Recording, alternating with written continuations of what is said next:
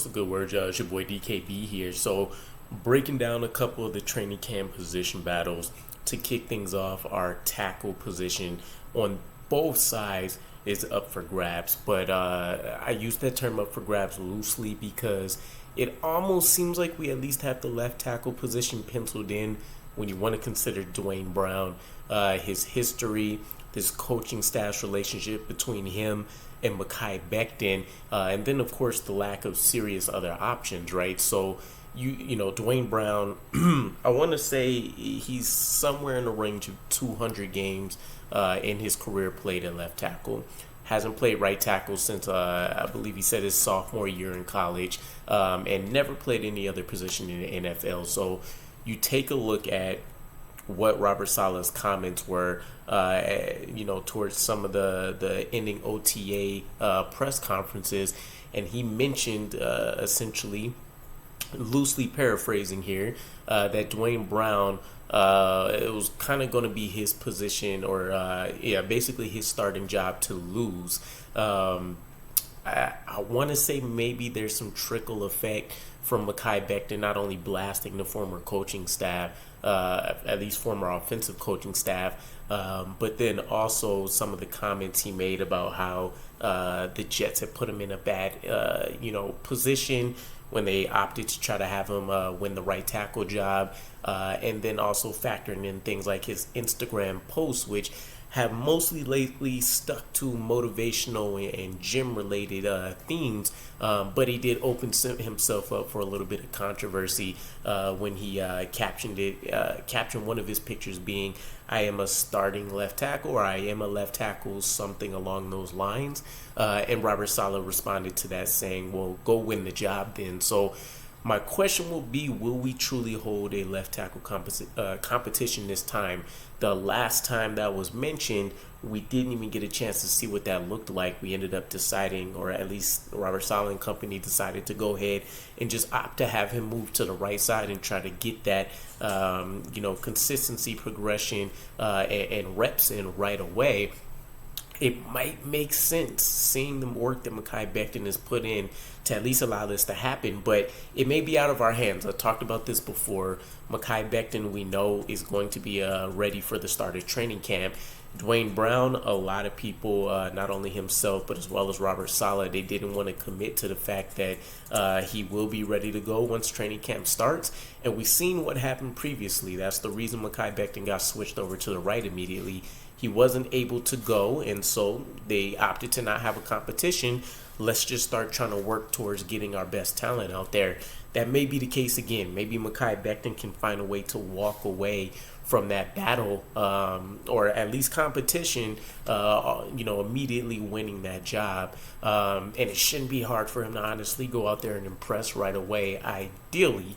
Now, that leaves us with question marks, right? If we want to talk about the right tackle position for a moment, Max Mitchell by default should probably have the job to lose when you want to talk about his competition essentially being Billy Turner, and then whatever happens between Mekhi Becton and Dwayne Brown. Now, if Dwayne Brown ultimately ends up winning that job, then I think unless Mekhi Becton truly does make a big fuss about it, he's going to end up winning that right tackle job. If there are some kind of issues, some concerns, a surprise trade that gets kicked off, then I think Max Mitchell earns that job over a guy like Billy Turner. Yes, Billy Turner's a veteran. He has the experience. He has the familiarity with Aaron Rodgers from being with the Packers. But statistically, game film-wise, all of the works, he's been a career average at best tackle. And so, you loop in things like the durability concerns and all that, and I think he makes a much better swing tackle than a guy like Max Mitchell would, who just got his foot wet early playing right tackle last year and doesn't have any experience moving over to the left side in the NFL. So you got a little bit of chaos in that tackle room. You have Dwayne Brown, who won't make a great swing tackle, Max Mitchell, who won't make a great swing tackle, and Mekhi Becton, who honestly could suffer another setback if he goes over to the right side. But me, like plenty others, feel like his injuries were definitely led by the immense weight that he was tackling on, already taking on, that he didn't necessarily need to be playing at. So maybe it's a moot point, maybe not. We'll see how it plays out. But honestly, I'm starting to kind of get this sneaky suspicion that if Dwayne Brown can go immediately at training camp, he's going to win the left tackle job, and then we'll see either Mekhi Becton or Max Mitchell on the right side. Now, one of the other positions on the offensive line is going to be our center spot. It's something that maybe has gotten swept under the rug a little bit because we haven't actually had any kind of real competition or anything. Of course, the offensive line, they don't really get a chance to put in a whole lot of quality work during OTAs. It's more about conditioning, more about the communication stand piece, and, of course, positional drills. So Joe Tippmann versus Connor McGovern. Now, I'm all on board to see Joe Tippmann start day one, but it might not be as easy as a lot of us peg to be. Now, from an athleticism standpoint, Joe Tippmann beats Connor McGovern in spades, right? I think in almost any measurable category, things are going to lean in Joe Tippmann's favor. And, of course, being a Ute out here, that's just the way the NFL is going to go, right? But there's something to be said for Connor McGovern's consistency, and then, of course, the veteran presence in the league. So my question will probably, or at least my mindset here, is going to be, we'll hear a lot of input from Aaron Rodgers to the coaching staff about who he wants shooting the ball to him on day one of the NFL regular season. And this might not be one of those things that get decided until the very final game of the preseason. But I do find it interesting, kind of going back to OTAs, that Joe Tippmann hasn't gotten much opportunity to really go out there and play the center role. He's gotten a lot of work at guard. So maybe there's kind of a safety net plan just to make sure he still gets some snaps and experience in the NFL. Or maybe they just wanted to give Connor McGovern all of the early work during OTAs and then maybe let Joe Tippmann start things off in training camp. I don't know. It's interesting, but I fully expect that training camp we see this battle really start to take off. But really, it's going to be a question of, do you want Connor McGovern's consistency, or do you want the immense upside that you're going to get with a guy like Joe Tippmann, who you expect to get better pretty rapidly as the season progresses?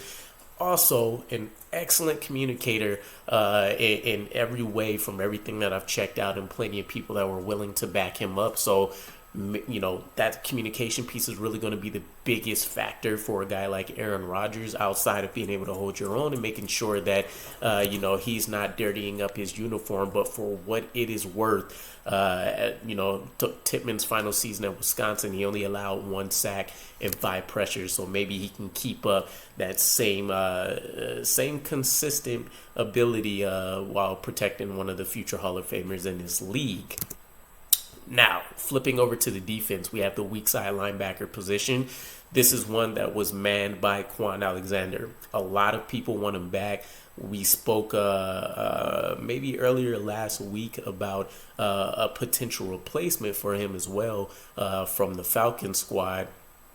But if we want to take a look at in-house options, things get a little bit iffy, right? And this is why people really want us to shore up that position, keeping in mind that we do run a lot of 2 linebacker alignments, right, where we only need 2 on the field. But when we want to run, I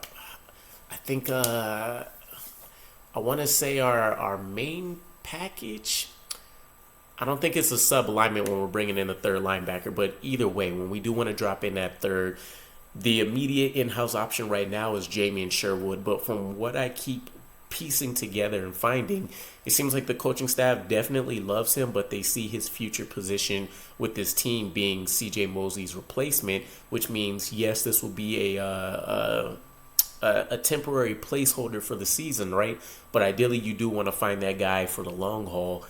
So you have Quincy holding down a spot, CJ Mosley potentially at least for another year, Jamien Sherwood behind him, but in the instant right now, he would be our weak side linebacker. The options behind him don't look great. Hamza Nasruddin has kind of been a dud, right? We heard a lot of talk about him feeling like he got Underrated in the draft. I want to say we picked him up in, I want to say, the 5th or the 6th round, right? And he considered himself a first round talent for sure. And maybe so if it wasn't for the injuries, who knows? Not a lot of people expected at all that he was going to be part of a linebacker experiment. But nonetheless, he's underwhelmed even in terms of his special teams ability. He's not one of the best players on our squad in that respect either. So his position is very much up so for grabs. And then you take a look at the positions behind him. Zaire Barnes, our recent 6th round linebacker from Western Michigan. Could have been Western Kentucky, either one of those two. But elite athleticism, utilized in plenty of different ways, and so he has a little bit more of a solid build than many of the other linebackers on our team, and from a mental capacity standpoint, with all of the assignments and all of the work he was responsible for over his college tenure, you get really excited about what he can be as well. But again, 6th round pick for a reason. You're talking about championship expectations, so every minor mistake that's going to come up is going to be amplified quite a bit. And then behind him, you're looking at a trio of undrafted free agents: Claudin Cherilis, Malik Hall, and I know we have another guy. The name is escaping me, but either way, it doesn't look great. We haven't heard any particular news about any of them during the course of OTAs either, which basically means they didn't stand out enough to get praised. It doesn't necessarily mean that they've been having poor performances or anything, but again, as an undrafted free agent, there's not going to be a whole ton of expectations here. I took a look at that as being dart throws for the future guys that'll be on our practice squad, and then you'll get excited about hearing their names maybe in 2 years or so. So really, realistically, Jamien Sherwood and Zaire Barnes are probably going to be the linebackers that get the most work this season if we don't find a way to go out there and shore up that position. And there's still a lot of time. Still probably will have a decent amount of change to go and sign somebody after Quentin Williams and Aaron Rodgers' contracts get done. And then you also think about the waiver wire pickups and all those kind of things. So we'll see what kind of magic can get worked. But I will say I am excited to see some of these younger talents. To be honest, Zaire Barnes shouldn't be able to really touch Jamien Sherwood in this aspect, especially because Jamien Sherwood, of course, being a former safety as well, has him beat in the coverage department, which is going to be not a great ask from this New York Jets defense considering how we play our linebackers. But we've also seen improvements in terms of like his run stopping ability and different things like that in the limited amount of film and snaps we've been able to see him in. But nonetheless, I would say one of the final positional battles that'll probably be a key one to keep an eye out for is going to be our safety position. Now, I can't even pinpoint one right now because I don't know how best we expect to utilize our players, right? We had, for a small bit of time, Chuck Clark and then Jordan Whitehead. And it seemed like the plan was going to be for Jordan Whitehead to be the free safety, Chuck Clark to be the strong safety, that third linebacker when we want to go ahead and have an additional safety back on the field. And then you had a guy like Tony Adams waiting in the wings, Ashton Davis. But Chuck Clark going down kind of complicated things. So now we have Adrian Amos, who is more of a natural free safety. So maybe you slide Jordan Whitehead back to strong safety. You have Tony Adams to back up Adrian Amos. And then from a strong safety standpoint, it puts you in a better position. Really, it's going to be Ashton Davis versus Trey Dean and Marquise Waters. But you never know. There was surprise cuts last year. Maybe one of these guys can ball out when the pads are actually on and show some things that the coaching staff wasn't expecting very early. But to be honest, I think Trey Dean gets penciled in as the main backup behind a guy like Jordan Whitehead. It just makes a ton of sense with how you can utilize him right away. And the writing kind of feels like it's on the wall for a guy like Ashton Davis, who hasn't been able to come close to living up to his expectations, even though he was only a late day 2 pick. If I'm remembering correctly, I want to say he was a 3rd rounder.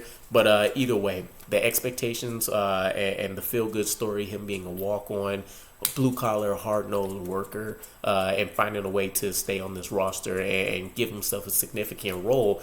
He's really kind of lucked into a lot of the major stats like the interceptions and things that we've seen so far. So I'm expecting a safety room if we want to try to keep four of Tony Adams, Adrian Amos, Jordan Whitehead, and a guy like Trey Dean. But I do like what Marquise Waters brings to the field, and as a guy that wanted to show more of his coverage ability anyways, maybe he can be a backup to Tony Adams that'll be in the wings, but I think we'll be hard pressed to keep five safeties. So outside of these positional battles, I'm really going to be hyped to see who we try to keep on the practice squad again this year.